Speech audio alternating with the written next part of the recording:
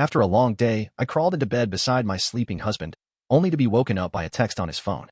The message read, "She's lying right next to you, isn't she?" What I saw next sent chills down my spine. I've been married to my husband, Daniel, for 6 years. We met during our college days in Chicago and settled into a comfortable life in the suburbs. Daniel worked as a software engineer, and I was a high school teacher. Our days were filled with routine, but it was a routine I cherished. Daniel had always been the thoughtful type. He'd leave little notes in my lunch, surprise me with my favorite coffee, and plan spontaneous weekend getaways. I felt lucky to have such a caring partner. But looking back, perhaps I was seeing what I wanted to see. One Friday evening, after a particularly grueling week at school, I returned home from a field trip exhausted. The students had been more energetic than usual, and all I wanted was a hot shower and my bed. When I arrived home, the house was quiet. Daniel had texted earlier, saying he'd be working late on a project, so I wasn't surprised. I took a long shower, letting the hot water wash away the day's stress. Afterward, I slipped into my favorite pajamas, made a cup of chamomile tea, and settled into bed with a book. The rhythmic ticking of the clock and the soft hum of the refrigerator were the only sounds accompanying me. Around midnight, I heard the familiar creak of the front door. Daniel was home. He tiptoed into the bedroom, trying not to disturb me, and whispered a soft, "Hey," before heading to the bathroom to freshen up. I mumbled a greeting, my eyes heavy with sleep. By the time he slid into bed beside me, I was already drifting off. His arm draped over my waist, and I felt the warmth of his body against mine. It was comforting, familiar. Sometime in the early hours, a buzzing sound pulled me from my slumber. Disoriented, I realized it was Daniel's phone vibrating on the nightstand. I glanced at the clock, 2:13 a.m. Who would be texting him at this hour? Curiosity got the better of me. I reached over and picked up his phone. The screen illuminated the dark room, displaying a message preview. "She's lying right next to you, isn't she?" My heart raced. My first thought was that it was some prank or a wrong number. But the message was too specific. I unlocked his phone, a privilege we'd always shared, believing in transparency. The message was from a contact saved as L. I tapped on the conversation thread and was met with a series of messages that made my stomach churn. "L. Can't stop thinking about you." "L. Last night was amazing. When can we do it again?" "L. She's lying right next to you, isn't she?" Accompanying the messages were photos, intimate photos of Daniel and a woman I didn't recognize. They were taken in places I knew: our living room, his office, even the guest room. I felt like the ground had been pulled from beneath me. My hands trembled, and a cold sweat broke out on my forehead. I wanted to scream, to wake Daniel up and demand answers. But a part of me needed more information, more proof. I took screenshots of the messages and photos, emailing them to myself for safekeeping. Then, placing the phone back on the nightstand, I quietly slipped out of bed and went to the living room. My mind was a whirlwind of emotions: anger, sadness, confusion. Sitting on the couch, I tried to piece things together. Who was Elle? How long had this been going on? Had I been blind to the signs? The next morning, I decided to play it cool. I needed time to process and gather more information. Daniel woke up, stretched, and greeted me with a kiss on the forehead. "Morning, babe. How'd you sleep?" he asked, his eyes searching mine. "Like a rock," I lied, forcing a smile. "You came in late last night. Everything okay at work?" "Yeah," he replied, rubbing the back of his neck. "The project is just demanding, but it's all under control." I nodded, not trusting myself to say more without revealing my turmoil. Over the next few days, I became a detective in my own home. I checked phone records, emails, and even our shared calendar. Patterns began to emerge. Late night, work sessions, unexplained expenses, and weekends when he claimed to be visiting his parents but wasn't. I discovered that Elle was Lisa, a colleague from Daniel's office.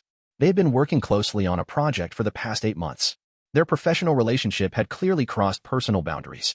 I felt a mix of rage and heartbreak. The man I had trusted implicitly had been living a double life.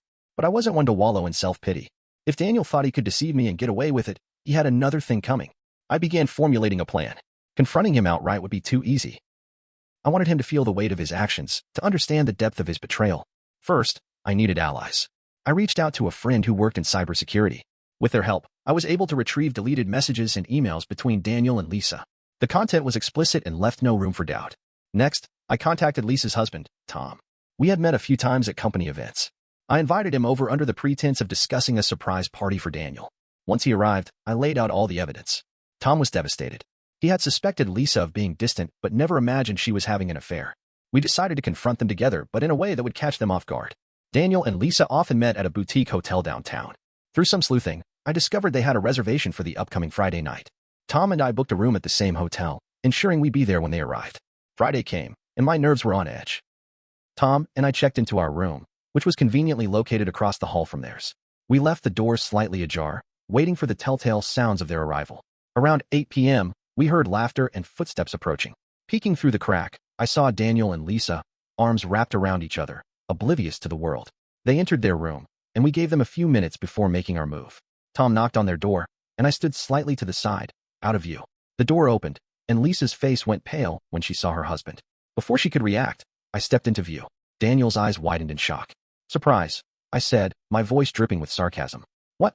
What are you doing here? Daniel stammered, stepping back. I could ask you the same, I replied, pushing past him into the room. Lisa stood frozen, her eyes darting between Tom and me. Tom held up a folder. We know everything. The messages, the photos, the lies. Lisa burst into tears, while Daniel looked down, unable to meet my gaze. I took a deep breath, steadying myself. I trusted you. Daniel looked like a deer caught in headlights. His mouth opened, but no words came out. Lisa tried to speak, but Tom cut her off with a glare so sharp it could have cut glass. The silence in that hotel room was thick.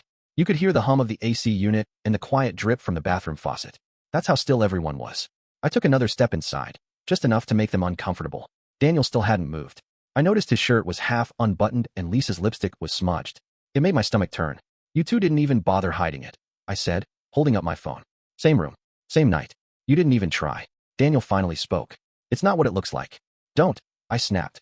Don't insult my intelligence. Lisa stepped forward like she was about to reach for Tom.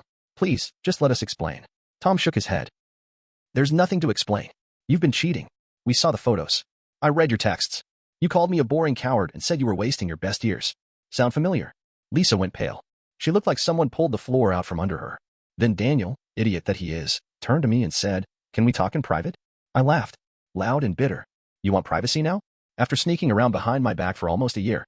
His jaw clenched. It wasn't supposed to happen like this. No. You were supposed to lie to my face forever, right? I said, stepping closer. You used me. You used our house. You came home to me, smiled, and told me you loved me, then went and did this. I was shaking, and not from sadness anymore. I was angry. Deep, burning, red-hot kind of angry. I had been careful not to explode earlier, but now that the truth was in the open, I could feel the rage boiling over. Tom suddenly said, "Tell her about New York." Lisa's head snapped toward him. What?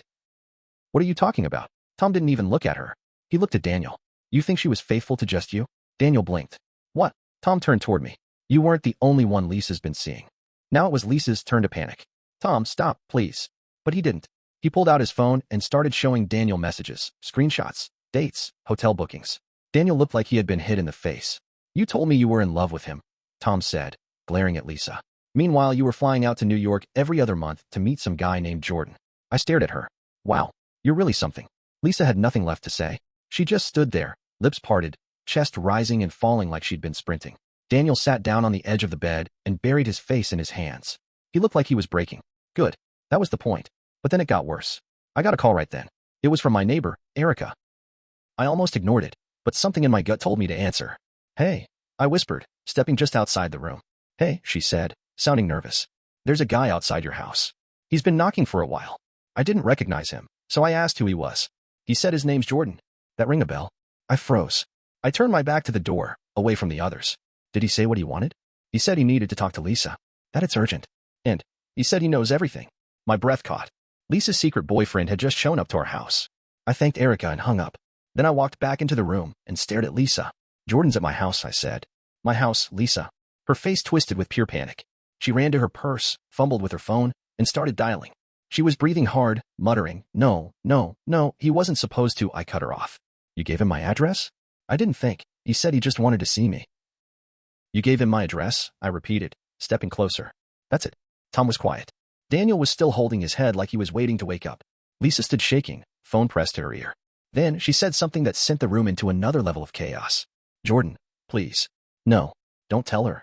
Please don't tell her about the money. Daniel's head shot up. What money? I turned around slowly. What money? Lisa looked like she'd swallowed a knife.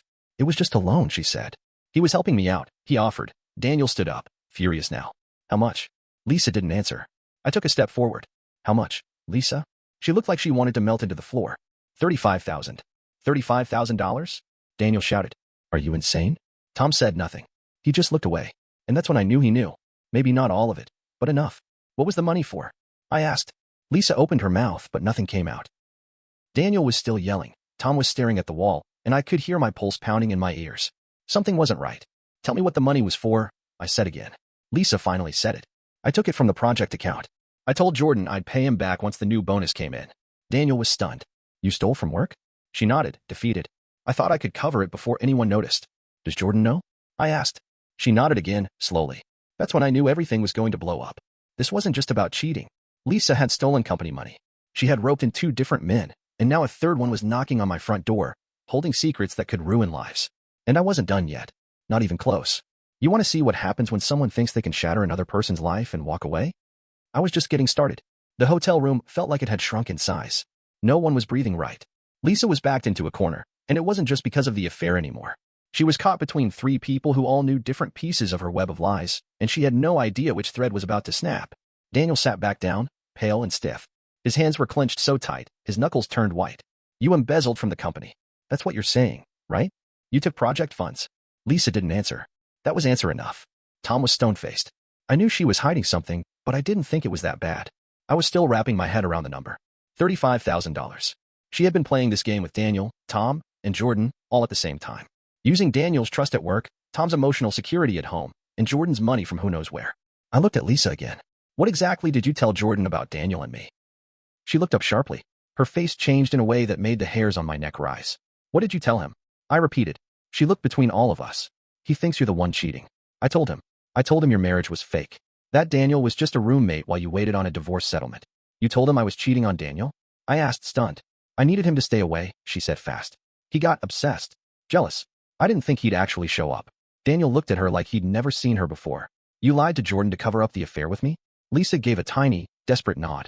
That's when I realized something wasn't adding up. How did Jordan get 35 grand to give you? I asked. You said he gave you a loan. Was it from his savings? Lisa's voice dropped. No, he got it from his dad's company. What does his dad do? She looked at me like she wished I hadn't asked that question. He's a private contractor. Tom narrowed his eyes. What kind of contractor? Defense, she whispered. Daniel stood up again. Defense? Like weapons. Lisa nodded, barely able to speak. So not only did you steal from our company, I said, but you also conned the son of a defense contractor into giving you hush money to hide the fact that you were cheating on him with a coworker who had no idea you were cheating on him with someone else's husband. Lisa broke. She started crying hard, the kind of crying that has no control to it. Her whole body shook. But the twist hadn't finished uncoiling. My phone buzzed again. Another text from Erica. He's not alone anymore. 2 men in suits just showed up. One has a briefcase. This looks serious. Should I call the cops? I stared at the screen, then looked up at Lisa. 2 men in suits just met Jordan outside my house, I said slowly. One of them has a briefcase. Lisa's sobs stopped. She was staring straight ahead, eyes glassy. No. It's too soon. Daniel asked, too soon for what? Lisa whispered, I was supposed to pay him back by the end of the month. He said if I didn't, his dad's people would handle it. I thought it was just a threat. You thought he wouldn't follow through? I asked. She nodded, speechless. Daniel turned to me. We need to go. You're not safe if they're showing up at your house. Tom agreed. They don't know where I live, but if they're at hers, they might already know more than we think. I called Erica. She answered immediately. Hey, they're still out there. Do they look armed? They're in black suits. One has something that looks like a walkie. They haven't knocked yet, just standing around and talking. Okay, stay inside. Don't open the door for anyone. I hung up and faced the room. We're leaving. We need to get ahead of this before it gets worse. Daniel looked at me. You think they'll come after you? I don't know, I said honestly, but they know where I live. That's enough for me to take it seriously. Lisa tried to speak, but I cut her off. No, you don't get to talk now. We left the hotel. Tom and I drove back in one car, Daniel in another. Lisa didn't follow us. On the way back, I got another message from Erica. They're gone now, but they left a note taped to your front door. I texted back, don't touch it. Just take a picture and send it to me. A few minutes later, she did. It was a piece of plain white paper with clean block letters, typed, we need to talk. You have until Monday. No name, no number, no signature, just that. And that's when I realized something else. Lisa might not have just been lying to all of us. She might have been setting someone up, and I wasn't sure who. I wasn't even sure if it was me. We didn't sleep that night. After the note appeared on my door, I didn't go home. Daniel and I met up at a 24-hour diner in Evanston, sitting across from each other in that ugly green booth under buzzing lights. Tom joined us an hour later. No one ate. We sipped coffee and stared at our phones like they were time bombs. Lisa didn't text. She didn't call. But at 7 a.m., she posted a message on her private Instagram, just a black screen and a caption that read, sometimes you just make one wrong choice and everything unravels. Daniel saw it first. He turned his phone toward us in the booth and said, I think she's planning something. Tom immediately tried calling her. No answer. Voicemail. Straight to it. We all left the diner, dead silent, and drove to her apartment complex. The parking lot was half empty. Her car was there, though. Tom pounded on her door, shouting her name. No answer. We were about to call the police when the door opened from the inside. Lisa was there, pale and shaking. Her eyes were red. She looked like she hadn't slept in days. I know, she said softly. You don't have to say anything. I deserve everything. Tom was shaking with anger. We thought you were going to hurt yourself. I thought about it, she admitted, voice barely above a whisper. I was scared.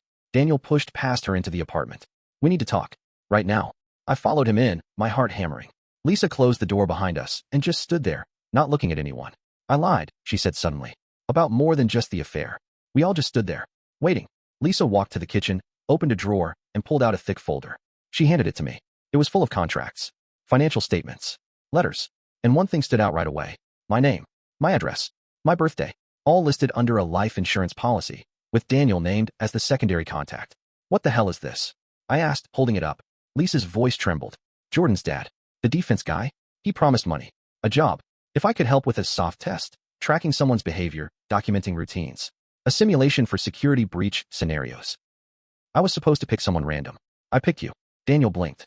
You targeted my wife. Lisa started crying again. It wasn't supposed to go this far. I didn't think it'd get personal. But then I met you, Daniel. And I liked you. I told Jordan I wanted out. He said I'd already crossed the line. Tom looked physically sick. You were part of some experiment? You sold us all out for money. I didn't know they were real contractors until after. By then, I was in too deep. Daniel turned on her. You dragged me into this. I could lose my job. You put her in danger. You lied about everything. Lisa wiped her face. I know. I lost control. The affair, the lies. I stopped knowing what was true. Then she dropped the biggest bomb. Jordan's dad already knows everything. He said I failed the test. That's why they were at her house. I stepped forward. Failed? What does that mean? They were testing me. She nodded slowly. You were never supposed to find out. But you did. You passed. I didn't. The room spun. It felt like the floor dropped under me. Daniel looked at me, his face pale. I never knew. I swear to God, I didn't know. Tom sat down on the armrest of the couch, rubbing his face. So what now? Do we go to the police? The company. Lisa shook her head. They'll deny everything. You think defense contractors leave paper trails? I was the bait. Now I'm the liability. I looked around. This wasn't just about cheating anymore. This was deeper, bigger. Lisa hadn't just broken trust. She had handed pieces of our lives to people who worked in shadows. And yet, somehow, I wasn't scared. I was calm. Then let's do what they don't expect, I said. Let's expose it. Everything. The emails, the texts, the money. Let the world decide. Daniel nodded. We go public. Tom looked unsure, but finally said, if it means they stop watching us. I'm in.